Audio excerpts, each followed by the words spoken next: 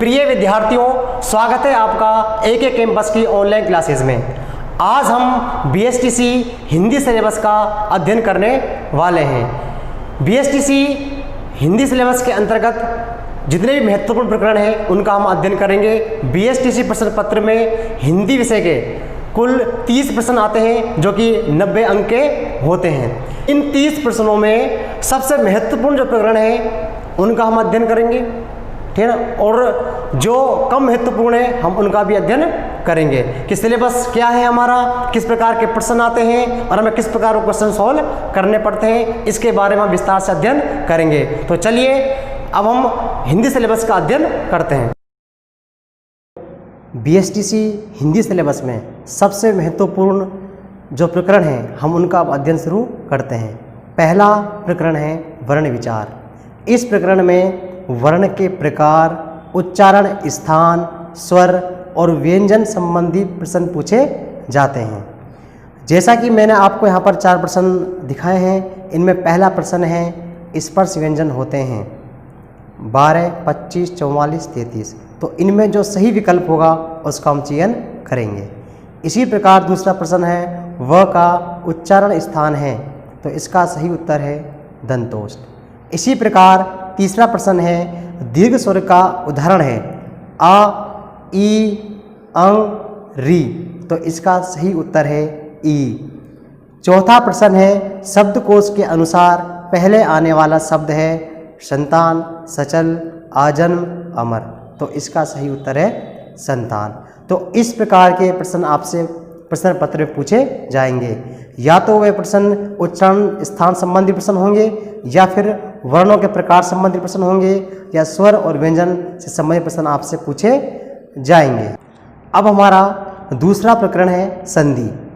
इस प्रकरण में उदाहरण देकर संधि का नाम पूछा जाता है, या किसी शब्द का उचित संधि विच्छेद पूछा जाता है, या संधि विच्छेद का उचित संधि मेल पूछा जाता है।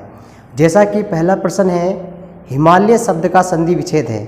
अब देखिए यहाँ पर हिमालय शब्द दिया गया है और इसका संधि विच्छेद पूछा गया है, तो इसका सही उत्तर है हिम प्लस आल्य। इसी प्रकार दूसरा प्रश्न है हरि प्लस ईस, उचित संधि कीजिए। अब यहाँ पर संधि विच्छेद दिया गया है, इसका हमको संधि मेल करना है, तो इसका सही उत्तर है ब हरीश। इसी प्रकार तीसरा प्रश्न है प्रतीक्षा शब्द में कौन सी संधि है। इस प्रकार के प्रश्नों में आपको शब्द दिए जाएंगे और उपयुक्त संधि का नाम पूछा जाएगा, तो इसका सही उत्तर है दीर्घ संधि। तो यहाँ पर 3 स्तर है प्रश्नों के। एक में शब्द दिया गया है, उसका संधि विच्छेद पूछा गया है। दूसरे में संधि विच्छेद दिया गया है, उसका संधि मेल पूछा गया है। और तीसरे में संधि का नाम पूछा गया है। तो इस प्रकार के प्रश्न संधि प्रकरण में से आते हैं। अब हमारा तीसरा प्रकरण है समास। इस प्रकरण में समास के प्रकार अव्ययभाव, तत्पुरुष समास, कर्मधारय समास, द्विगु समास, द्वंद्व समास और बहुव्रीहि समास से संबंधित प्रश्न पूछे जाते हैं। प्रश्न में कोई शब्द देकर समास का नाम पूछा जाता है, या किसी भी समास का उदाहरण पूछा जाता है।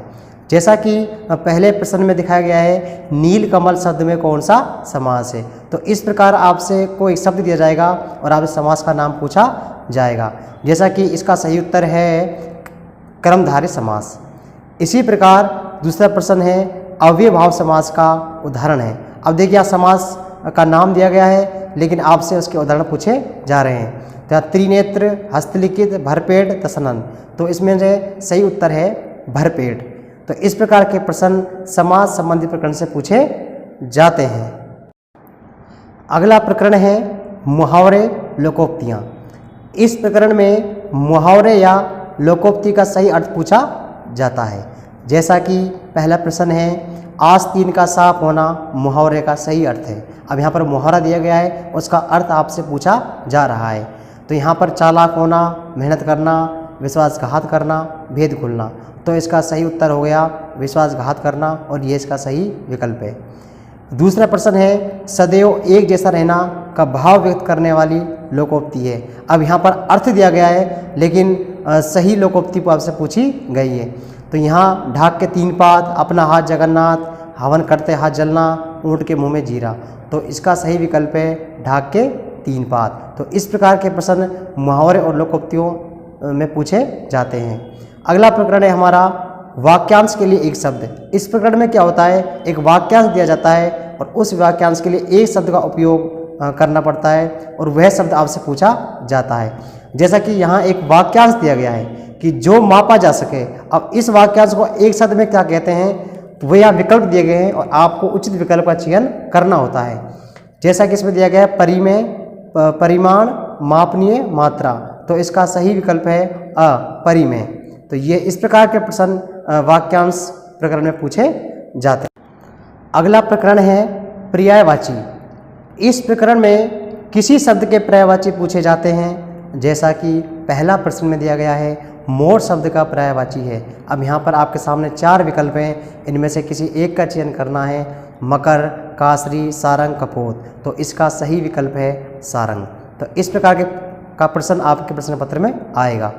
अगला प्रकरण है विलोम शब्द। इस प्रकरण में किसी शब्द का विलोम या शब्द पूछा जाता है। जैसा कि यहाँ पर प्रश्न में दिया गया है ये शब्द का विलोम नहीं है। तो यहाँ पर प्रेम, स्नेह, प्यार, घृणा, ये चार विकल्प दिए गए हैं। तो इसमें से सही है घृणा, क्योंकि घृणा हे का विलोम शब्द नहीं है। इसी प्रकार दूसरा प्रश्न है निम्नलिखित में विलोम शब्दों का कौन सा युग्म सही नहीं है। तो संग, असंग, ये शब्द और विलोम शब्द दोनों हैं। इधर योगी, भोगी, तरुण, वृद्ध, मुख्य, अमुख्य। लेकिन इसमें मुख्य, अमुख्य शब्द विलोम शब्द नहीं है। तो इसका सही उत्तर द है कि ये विलोम शब्द के अंतर्गत नहीं आ रहा है। ये युग्म पूर्ण रूप से गलत है। तो इस प्रकार के प्रश्न आपको विलोम शब्द प्रकरण में पूछे जाएंगे। अगला प्रकरण है विराम चिन्ह। इस प्रकरण में एक वाक्य दिया जाता है जिसमें चिन्ह नहीं होते और आपसे विकल्प में चिन्हों की दृष्टि से सही विकल्प पूछा जाता है। जैसा कि पहला प्रश्न मैंने आपको दिया है यहाँ कि हे प्रभु अब ये कष्ट दूर करो। अब देखिए इस वाक्य में किसी प्रकार के चिन्ह का उपयोग नहीं किया गया है। अब वाक्य में चिन्हों की दृष्टि से सही वाक्य कौन सा है, यहाँ पर चार विकल्प दिए गए हैं। तो इसमें से जो सही है वह है हे प्रभु अब ये कष्ट दूर करो।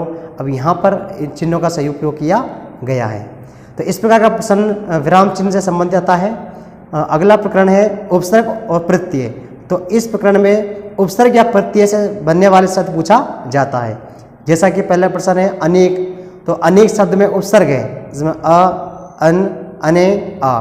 तो इसका सही उत्तर है अ, तो जिसमें अ इसका उपसर्ग है। दूसरा प्रश्न है किस शब्द में ता प्रत्यय का उपयोग नहीं हुआ है। तो इसमें देखिए थोड़ा चित्र में थोड़ा प्रॉब्लम है, लेकिन इसमें देखो ए मधुरता है, ब पीता, से कठोता और चौथा जाता है। तो इसका सही उत्तर यहाँ पे है कठोता। कठोता में ता उपसर्ग नहीं है। देखो मधुरता में मधुर प्लसता है, पी प्लसता है, जा प्लसता है, ये कठोता गलत है। इस प्रकार से संबंधित प्रश्न आपसे पूछे जाएंगे। देखिए हमारा अगला प्रकरण है युग्म शब्द या समानार्थी या एकार्थक शब्द। इस प्रकरण में सही युग्म शब्द आपसे पूछा जाता है। जैसे मैंने आपको पहला प्रश्न दिया है अंत और इति, युग्म का सही अर्थ है। अब देखिए ये जो शब्द है अंत और इति, ये पढ़ने में लगभग एक जैसे लगते हैं, लेकिन इन दोनों का अर्थ अलग अलग होता है। जैसे मैंने आपको विकल्प दिए हैं मृत्यु समाप्त, आखिरी हिस्सा समाप्त, आखिरी हिस्सा या समाप्त, खत्म और समाप्त। तो इसका सही विकल्प है श, जिसमें आखिरी हिस्सा और समाप्त है। तो अंत का अर्थ यहाँ पर होता है आखिरी हिस्सा और इति का अर्थ होता है समाप्त। तो हमें सही युग्म का चयन करना पड़ता है और उसका सही अर्थ का चयन करना पड़ता है। इसी प्रकार अगला प्रश्न है साधारण गलती या बड़ी गलती का सही युग्म क्या है। अब देखिए साधारण गलती और बड़ी गलती इन दोनों का युग्म हमको ढूंढना है। तो दोनों का अर्थ ये हो तो भूल त्रुटि, अशुद्ध भूल, त्रुटि अशुद्ध और खराब भूल। तो इसका सही विकल्प है भूल त्रुटि। यहाँ भूल का अर्थ होता है साधारण सी गलती होती है और त्रुटि का अर्थ होता है बहुत बड़ी गलती होना। अगला हमारा प्रकरण है वर्तनी शुद्धि वाक्य। तो इस प्रकरण में क्या होता है एक अशुद्ध वाक्य आपको दिया जाता है और आपसे शुद्ध वाक्य पूछा जाता है। जैसा कि मैंने आपको एक प्रश्न दिया है ये भवन बड़ा रहस्य में ही है, ये अशुद्ध वाक्य है। अब इसका शुद्ध वाक्य क्या होगा, इसमें चार विकल्प हैं। ये भवन रहस्य में है, ये भवन रहस्य युक्त है, ये भवन रहस्य है, ये भवन रहस्यवर्ती है। तो इसका सही विकल्प होगा अ, यह भवन रहस्य में है। तो इस प्रकार के प्रश्न आपसे पूछे जा रहे हैं। तो देखिए अब हमारा दूसरा भाग है। पहले भाग बहुत ही महत्वपूर्ण था, जिसमें सबसे अधिक प्रश्न बीएसटीसी प्रश्न पत्र में आते हैं। ये भाग भी महत्वपूर्ण है, लेकिन इस भाग में जो प्रकरण है उसमें बहुत कम मात्रा में प्रश्न पूछे जाते हैं, लेकिन फिर भी हम इनका अच्छे प्रकार से अध्ययन करेंगे। तो उसमें देखिए संज्ञा, सर्वनाम, विशेषण, कारक, क्रिया, लिंग, वचन, अव्यय, सद्विचार, वाच्य, ये ऐसे प्रकरण हैं जो आपने स्कूली कक्षाओं में अच्छे प्रकार से अध्ययन किए गए होंगे। और देखिए जो प्रश्न आते हैं वो इस तरह से आते हैं। जैसे पहला प्रश्न है, पेड़ पर पक्षी बैठा है वाक्य में कारक है। देखिए आपका कारक अच्छे प्रकार से याद है तो आपको मालूम पड़ गया होगा, इसका सही उत्तर है अधिकरण। इसी प्रकार दूसरा प्रश्न है, थोड़ा सा शब्द में विशेषण है, गुणवाचक, परिमाणवाचक, संख्यावाचक, सार्वनामिक। तो इसका सही उत्तर है परिमाणवाचक, क्योंकि यहाँ पर मात्रा पूछी गई है। इसी प्रकार तीसरा प्रश्न है, निजत्व में संज्ञा है, तो इसका सही उत्तर है भाववाचक संज्ञा। चौथा प्रश्न है, स्त्रीलिंग का उदाहरण है, आंख, हीरा, मोती, अरावली। तो इसका सही उत्तर है आंख।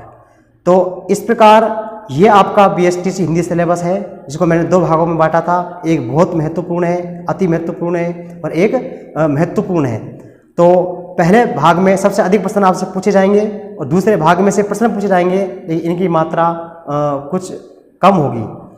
तो हम पहले भाग से शुरुआत करते हैं, जो बहुत ही महत्वपूर्ण होता है। तो वहाँ से हम शुरुआत करेंगे, फिर हम दूसरे भाग का भी अध्ययन करेंगे, और हमें दोनों भाग अच्छे प्रकार से अध्ययन करने हैं। और मुझे पूर्ण रूप से आशा है कि जब आप इनका अध्ययन करोगे तो बीएसटीसी हिंदी सिलेबस के आपके लगभग सभी क्वेश्चन बिल्कुल सही जाएंगे, और आपका जो सपना है बीएसटीसी में सिलेक्शन होने का, वो सपना आपका ज़रूर पूरा होगा। तो आप अच्छे प्रकार से आने वाली वीडियो को देखें और समझें। बहुत बहुत धन्यवाद।